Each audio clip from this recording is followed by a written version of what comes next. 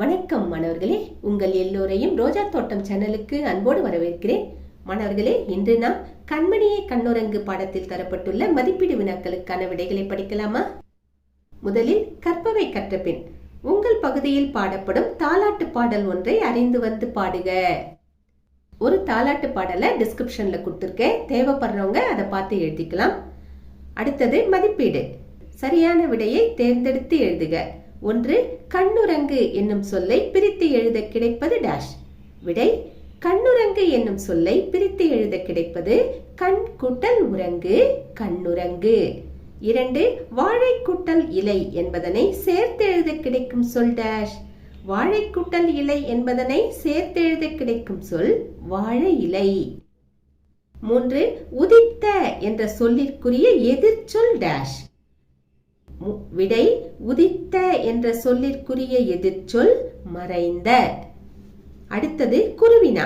முதல் கேள்வி, இப்பாடலில் குறிப்பிடப்படும் 3 நாடுகள் யாவை? சேர, சோழ, பாண்டிய நாடு, இந்த 3 நாடுகள் தான் குறிப்பிடப்படுது. எப்படி விடை எழுதலாம்? சேர நாடு, சோழ நாடு, பாண்டிய நாடு போன்ற நாடுகள் இப்பாடலில் குறிப்பிடப்படும் 3 நாடுகள் ஆகும். அடுத்தது இரண்டாவது கேள்வி, நமது வீட்டிற்கு வந்தவரை உபசரிக்கும் முறையாக நாட்டுப்புற பாடல் கூறுவது யாது? விடை எழுதலாமா? தமது வீட்டிற்கு வந்தவர்களை வரவேற்று வாழை இலையில் சுவையான விருந்து வைத்து உபசரித்ததாக நாட்டுப்புற பாடல் கூறுகிறது. அடுத்தது சிறுவினா. ஒரே ஒரு கேள்வி கேட்டிருக்காங்க. தாய் தன் குழந்தையை எவ்வாறெல்லாம் பாராட்டுகிறாள்? பாடலின் பொருள்னு கொடுத்திருக்காங்க இல்லையா, அந்த முழு பத்தியையும் இதற்கான விடையாக எடுத்து எழுத வேண்டும். எழுதிட்டு வினாவிற்கு ஏற்ற மாதிரி விடையை முடிக்க வேண்டும். எப்படின்னா தொடர்ந்து பாருங்க. தமிழ்ச்சோலையில் பூ எடுத்து இசையுடன் பாடி உலகம் புகழ வந்தாயோ, தங்கப்பூ பதித்த தந்தத்தால் ஆன தொட்டிலில் செல்லமாய் உறங்க வந்த சேர நாட்டின் முத்தேனோ, இல்லம் வந்தவரை இன்முகத்தோடு வரவேற்று அறுசுவை உணவளிக்கும் சோழ நாட்டின் முக்கனியோ, குளம் வெட்டி அணை கட்டி குடிமக்களின் பசியை போக்கும் பாண்டி நாட்டின் முத்தமிழோ, கண்ணே கண்மணியே கண்மூடி கண் உறங்குவாயாக என்று தாய் தன் குழந்தையை பாராட்டுகிறாள். இந்த மாதிரி வினாவுக்கு ஏற்ற மாதிரி விடைய முடிச்சுக்கோங்க, சரிங்களா? அடுத்தது கடைசி கேள்வி, சிந்தனை வினா. உங்கள் வீட்டில் சிறு குழந்தை இருந்தால் அதன் பராமரிப்பில் உங்களின் பங்கு என்னவாக இருக்கும்?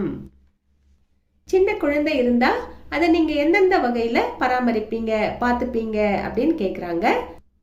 நாம எந்தெந்த வகையில எல்லாம் பராமரிக்கலாங்கிறத ஒரு சின்ன விடையா கொடுத்திருக்கேன், பார்க்கலாமா? சிறு குழந்தையின் உடைகள், பொம்மைகள் போன்றவைகளை தூய்மையாக வைத்திருப்பேன். ஆபத்து விளைவிக்கும் பொருட்கள் குழந்தைகளின் அருகில் இருந்தால் அவைகளை உடனடியாக அப்புறப்படுத்துவேன். பல வேடிக்கைகளை காட்டி குழந்தையை சிரிக்க வைப்பேன். குழந்தை தூங்கும் போது சத்தம் போடாமல் இருப்பேன். அம்மா வீட்டு வேலை செய்யும் போது குழந்தையை கவனமாக பார்த்துக் கொள்வேன். அழகான உடைகள், ஆபரணங்கள், பூக்கள் போன்றவைகள் மூலம் குழந்தையை அழகுபடுத்துவேன். இதையெல்லாம் நாம செய்வோம் இல்லையா, குட்டி குழந்தை இருந்தா? அதை தான் விடையா எழுதியிருக்கேன். இது இல்லாம நீங்க வேற ஏதாவது செய்தாலும் அதையும் நீங்க இதோட சேர்த்து விடையாக எழுதலாம், சரிங்களா?